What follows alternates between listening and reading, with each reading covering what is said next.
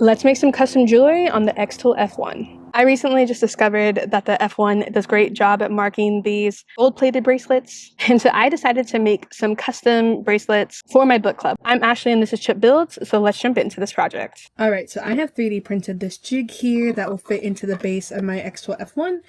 And this is going to allow me to slide this jewelry blank hardware right into that little groove. And then this will be easy to set up the artwork so I know exactly where it's going to hit. So let's get this in focus. That looks perfect. And then we can frame this out. So right now we have our big framing. I'm going to change it though to the outline frame so that we can see that that artwork is actually lining up where we want it. So that looks great. And so now we can process and start the laser.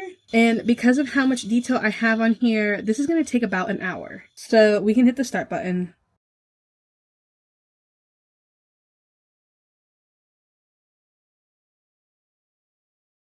This came out looking so awesome. I cannot get over how nice that looks. And the fact that this little laser can engrave jewelry is pretty insane.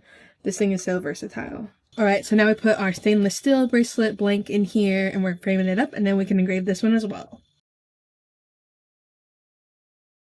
Alright, and the silver one looks kind of cool. This one is actually more white, which is pretty interesting. I thought it would turn black, but that's pretty cool. Alright, so now what we have to do is just bend it into shape. So we have this bracelet bending tool here, and what you do is you stick the end of the bracelet in that groove there, and then you hold it, and then you gently bend this back, and then you flip it to the other side, and you do the same thing